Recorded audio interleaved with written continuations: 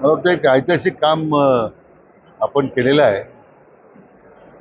आजपर्यंत साधारण 3,11,00,000 63,241 to be precise, साधारण 3 कोटी कुटुंबाचं सर्वेक्षण पूर्ण झालेलं आहे.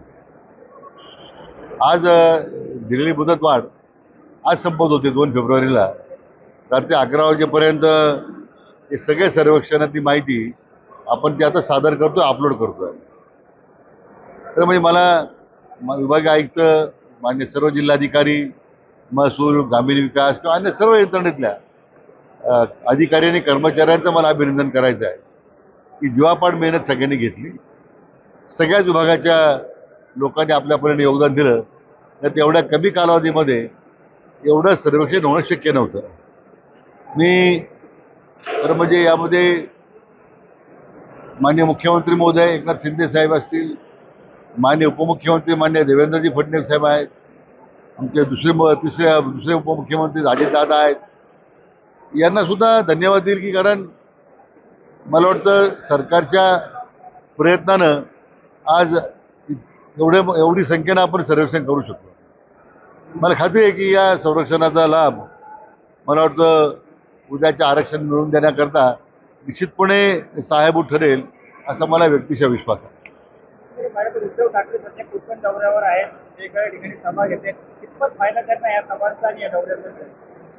आता खरं म्हणजे ज्यांनी आपलं सगळं अस्तित्व गमावलेलं आहे त्यांनी कोकणमध्ये किती दौरे केले, कारण मुख्यमंत्री असताना जेव्हा ते कोकणात गेले त्यावेळी ज्या काही वल्गना त्यांनी केल्या म्हणजे कोकणातील लोकांच्या तोंडाचं पाणी पुसण्याचं काम केलंय.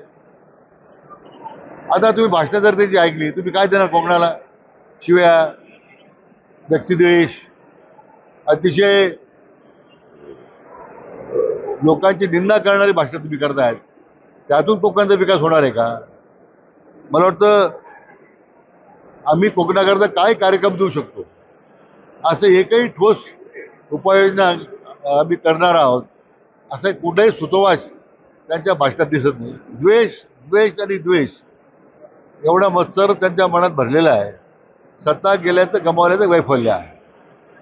तर म्हणजे तुम्ही विचार गमावलाय, हिंदुत्वाचा विचाराची का सोडली, विचार गमावलाय, तुमच्या असणारा पक्षही गमावला जो सध्या हिंदू हृदय सम्राट बाळासाहेब ठाकरे यांनी आशीर्वाद उभा केला होता.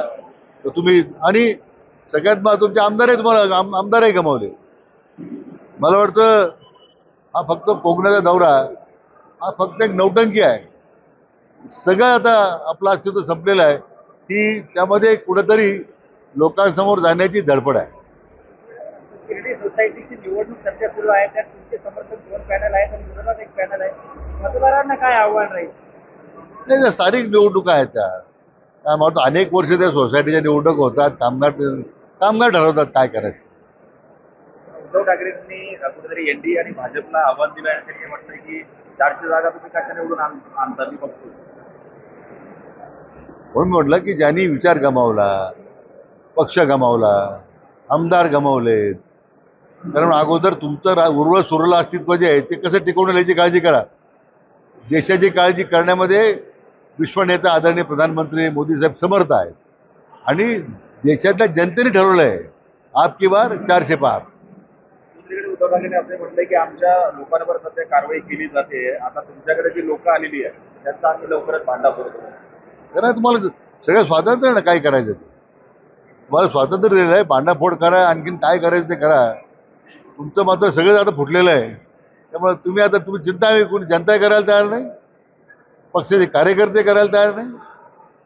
त्यामुळे ही फक्त एक स्वतःचं अस्तित्व टिकवण्यासाठी रोज काही ना काही वैफल्यग्रस्त होऊन विधानं करतात. मला वाटतं ते काम जे संजय राऊत करत होते ते आता मला वाटतं तो वारसा उद्धवने आता चालवायला घेतलेला आहे. एकीकडे इंडिया आघाडीमध्ये प्रकाश आंबेडकरांचा सहभाग होईल अशी चर्चा सुरू असताना आंबेडकर म्हणतात की इंडिया आघाडी माझ्यामध्ये राहिलीच नाही. मुळातच इंडिया आघाडीचं अस्तित्व संपलेलं आहे. नितीश कुमार बाहेर पडलेत, ममता बॅनर्जी त्याला संमती द्यायला तयार नाही, अजून वेगळ्या राज्यामध्ये वेगळे मतप्रवाह आहेत. मला वाटतं इंडियाचं नाव आता काय बदनाम करतात कळत नाही. कुठल्या प्रकारची आघाडी नाही, त्यात आताच बिघाडी झालेली आहे. नेतृत्व करण्याची क्षमता त्या आघाडीमध्ये एका नेत्याकडे राहिली नाही. एबीपी माझा, उघडा डोळे बघा नीट.